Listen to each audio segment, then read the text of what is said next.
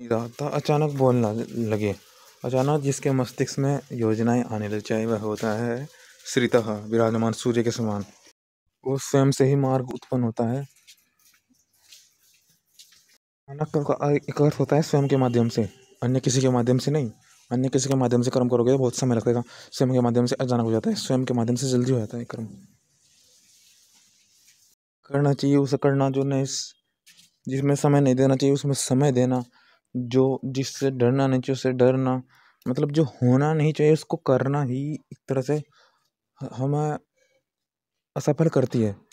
वही हम जब हम जो नहीं करना चाहते, अर्थात जो हमें नहीं करना चाहिए और हम उसको हमको करते हैं तो हमें दूसरों की सहायता पड़ती है, तो फिर हमारा वो वही मार्ग हमें नहीं मिलता, फिर हमें व्यक्ति कमजोर बताते हैं। तो इसलिए जो करना चाहिए वही करें। हम सही चयन इसलिए नहीं कर पाते क्योंकि हम कर रहे होते हैं गलत। अब उस गलत में समय करती सारा उसी में सारा समय दे दिया, अब अच्छे के लिए तो समय बचा ही नहीं, तो कैसे अच्छे के लिए समय दें। तो उससे ये है कि जो करना है उसी को करें, जिससे कि आप स्वयं दूसरों की सहायता, दूसरों के और चक्कर दूसरों की प्रतीक्षा में समय व्यर्थ ना करें कि दूसरा व्यक्ति इसके मिलेगा।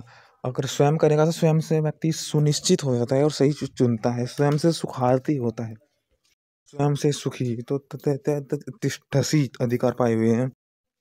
एक तरह से समय व्यर्थ करना किसी कर्म में वो ही हमें कमजोर करता है, वही हमें बताते हैं किसी इस पे इतना आता नहीं, जब तो ये समय व्यर्थ का किसी में समय व्यर्थ हो रहा है इसका।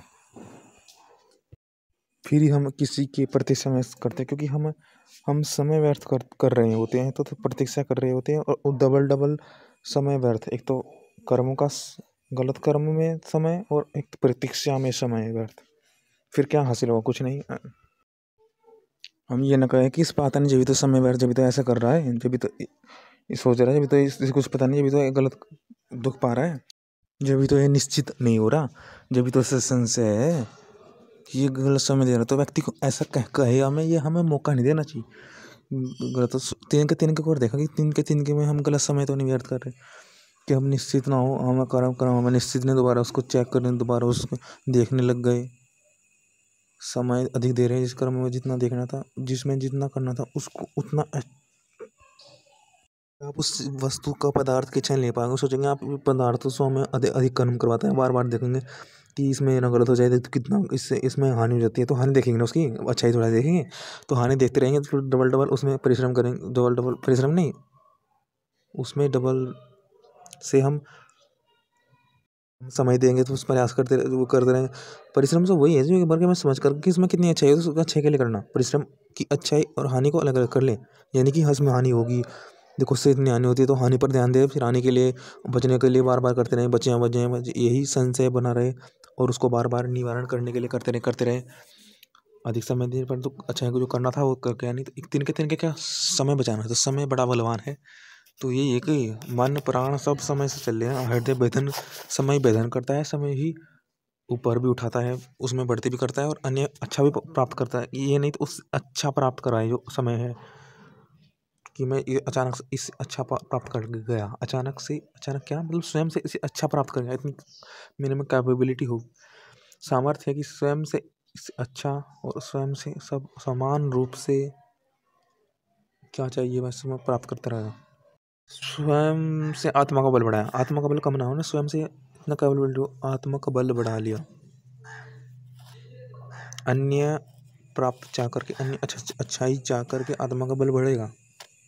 अगर एक ही में रहे तो फिर, अगर एक की पाने की इच्छा हो करते रहे और उसको मिला नहीं तो कामना से, क्रोध से, वही तो गीता में कहा गया कि कामना से हमारे में क्रोध होता, क्रोध से फिर बुद्धि भ्रष्ट आदि होती है, तो वो यही तो है। एक इच्छा करे अन्य अच्छाई को प्राप्त करो, अन्य आत्मबल बढ़ाओ अपना, अन्य अच्छाई की, इससे देखो ये हो सकता है, ये चीज़ ऐसी है। सत्य तक पहुँचना किसी इच्छा के न होने की प्रमाण नहीं है, उस पर कुछ प्रभाव नहीं पड़ता कि किसी इच्छा की पूर्ति नहीं हुई। जब अच्छे पे पहुंच गए ना, फिर ये नहीं लगता कि इस अच्छे, क्योंकि हाँ सत्य है कि हाँ इस पर हम पहुंच ही गए, फिर कुछ इच्छा है ही नहीं कि हमें ये नहीं मिला। अगर हमने उसको अच्छाई उसको जान लिया किसी वस्तु को, तो फिर मिल ही गया ना। आत्मा कैसी है, मतलब अर्थात उससे की अपेक्षा ये अच्छा है कि ये कैसे होगा, उसकी अपेक्षा है कि ये है कैसा, जिसके लिए कर रहे हैं उसके लिए उसको महत्वपूर्ण दो ना। उसके उसके बीच के साधनों को क्यों महत्वपूर्ण दे रहे हैं, साध्य को महत्वपूर्ण दो ना, उसको महत्वता दो। मैं इसलिए तो अर्थ होता है, साधनों पर समय देते हैं, उसकी जो महत्वता है कि कैसी है उस पर ध्यान दो ना, साधनों पर नहीं, वस्तु पर, उस पदार्थ पर अधिकार करना है, उस लक्ष्य पर अधिकार प्राप्त करना है, उस पर अधिकार पाए। ये नहीं कि उस साधनों के बीच में फंस जाए। तो मनुष्य सूर्य के समान सुख बरसाने उत्तम आचरणों के करने हारे हों, आचरणों के करने हारे हो, समय व्यर्थ करके निठल्ले ना बैठे हुए सबको सुखी कर सकते हैं।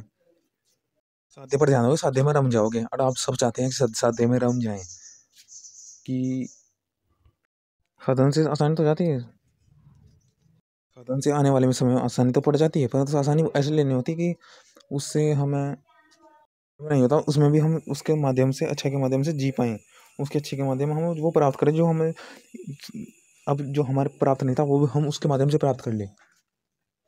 जो हम साधना के माध्यम से प्राप्त होता है उस साध्य के माध्यम से प्राप्त कर ले। जो हम जो कमी हमारी साधन दूर करते हैं वो साध्य ही दूर कर दे, वो कमी साध्य होने ही ना दे। जो कमी साधन से हम दूर करते हैं, कमी साध्य के माध्यम से हो ही ना, जो साधन के माध्यम से होती है साध्य के माध्यम से कमी हो ही ना, उस साध्य से एक रूपता होकर के चलते रहें। तुमसे में कमी हो ही ना, साध्य के माध्यम से ही उन्नति करें। दूसरे व्यक्ति भी हो सकते हैं, दूसरे व्यक्ति से जुड़ करके उस अच्छाई को ज्ञात करके, साधन है तो ज्ञात करके आगे बढ़ो। जैसे कमी हो, दुख दूर हो ही ना, वो बाधा कष्ट असाध्य के माध्यम से आने ही ना पाए। ओम